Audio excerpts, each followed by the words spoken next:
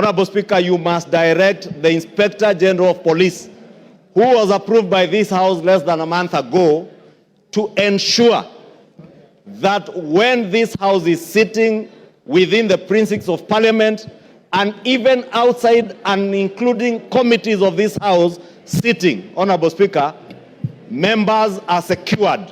Thank you. And even in their homes, Honorable Speaker, they are secured.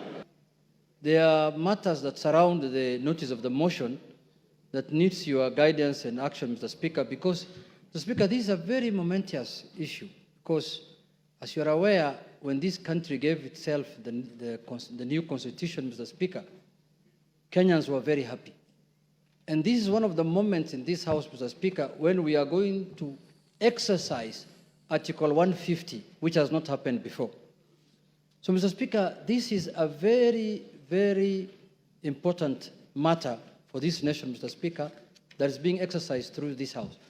But having said, Mr. Speaker, as you're aware, there are members from our side and members from the other side who have signed to this petition, to this motion, Mr. Speaker. And, Mr. Speaker, I wanted to get your assurance as the boss of this House, as the leader of this House, as the Speaker of this House, Mr. Speaker, that the 291 members of Parliament who have signed to this motion, Mr. Speaker, their safety and security will be guaranteed, Mr. Speaker. Because the motion does not end at the tabling, at the notice of motion today. It will go through a process. It will be formally again moved. Members will debate, and members will vote on it. Mr. Speaker, we want those 291 members of Parliament to turn up here the day of voting, Mr. Speaker, without missing any one of them, Mr. Speaker. Mr. Speaker, we have just passed the new Inspector General of Police the other day here, Mr. Kanja.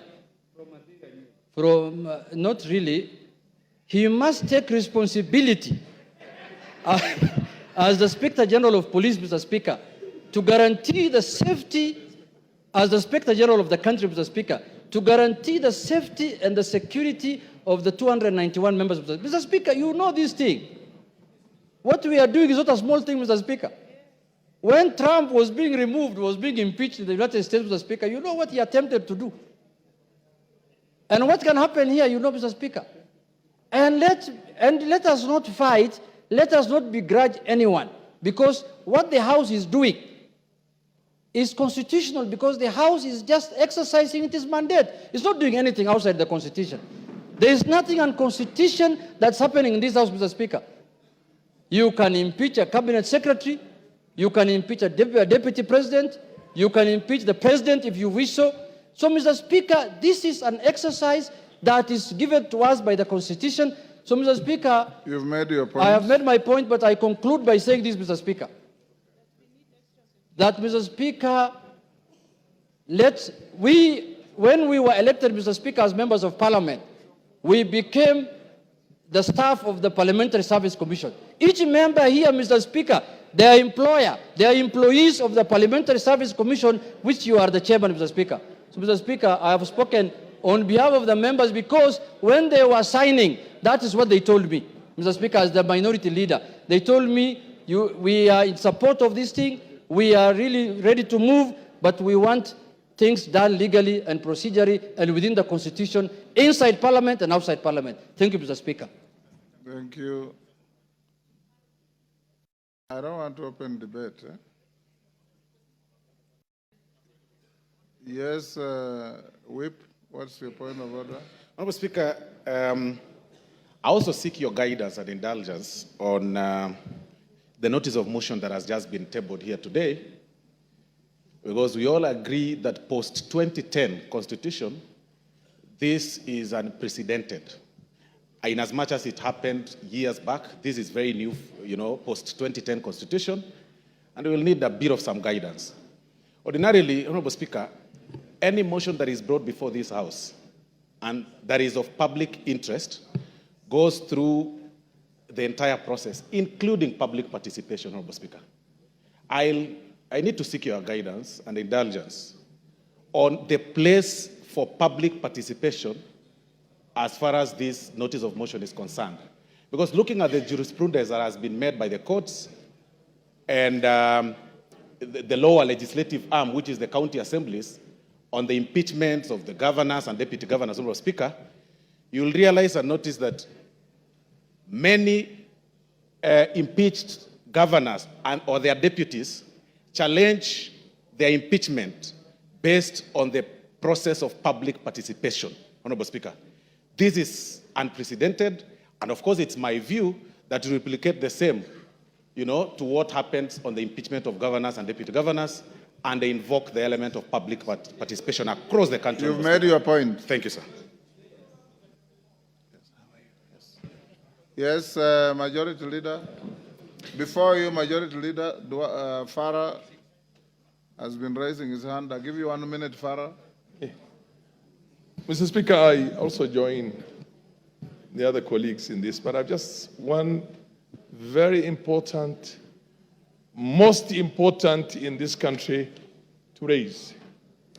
Not only do we have to protect the lives of 291 members of parliament who have appended their signature there, we must also protect the system. The IG must protect our president to the hilt. Because you know the kind of a constitution we have. Any reckless thug can decide to change the course of history if, God forbid, anything were to happen to our president. You get my point? And there are people who we have been so worried lately, I get the feeling that they can even have the capacity to plan something like that. Let us make sure this information goes out. Our president must be protected to the hilt until this motion is over. Because if, God forbid, anything were to happen, then we have something much bigger to worry about. Thank you. And those guys are... You're the last one there. Thank you, Honorable Speaker. Mine, Honorable Speaker, if you will indulge me, I'll add something on security. But before that is on Standing Order 85, Honorable Speaker. 85-2, which, Honorable Speaker, would beg, even as you guide members, that members listen, that it shall be out of order to anticipate the debate of a motion of which notice has been given by discussion upon a substantive motion or amendment and all that is said in the standing orders, Honorable Speaker. And I say this, Honorable Speaker, because I know we are in an open and transparent society, and many of us will be invited to media stations to discuss this impeachment motion which notice has been given today. Just to caution members that it will be completely out of order to discuss the substance of the motion in media stations before debate, as is contained in our standing orders. So when we're invited to media stations, maybe we be guarded in what we discuss, so that we do not go into the substance of the motion until we are done with debate. After debate, Honorable Speaker, we are all at liberty to discuss, and that includes, Honorable Speaker, both those who have appended their signatures, like myself, and the other few who have not appended their signatures, Honorable Speaker. The 58 members who have not appended their signatures. Honorable Speaker, just to add on to what the Honorable Farah and Honorable Junet have said, Honorable Speaker, the security of members of Parliament is paramount. Honorable Speaker, I say that looking at you, because you know on the 25th of June this year, Honorable Speaker, none other than yourself, you were a target, and you know that.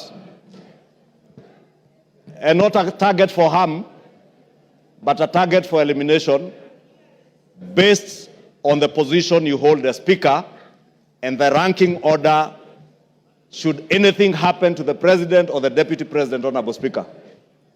Honorable Speaker, I want to beg that you take with a little more weight the issues raised by Honorable Junet and Honorable Farah Maalim, because, Honorable Speaker, we have seen it on social media.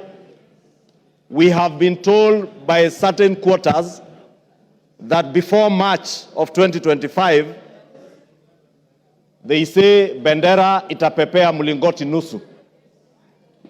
Honorable Speaker, these are weighty issues. And I hear what the Honorable Farah Maalim is saying on the security of the President. and we have no business to advise the Inspector General and the Director of the National Intelligence Service on what to do. But for members of this House, all the 349 of them, Honorable Speaker, you must direct the Inspector General of Police, who was approved by this House less than a month ago, to ensure that when this House is sitting within the precincts of Parliament and even outside and including committees of this House sitting, Honorable Speaker, members are secured. Thank you. And even in their homes, Honorable Speaker, they are secured. Because, Honorable Speaker, I say this being privy to the information that I was privy to and you are privy to on the 25th of June, and knowing, Honorable Speaker, that as Honorable Junet has said, we are not dealing with an ordinary matter. We are not dealing with an ordinary man. We are dealing with a black man with a very black heart.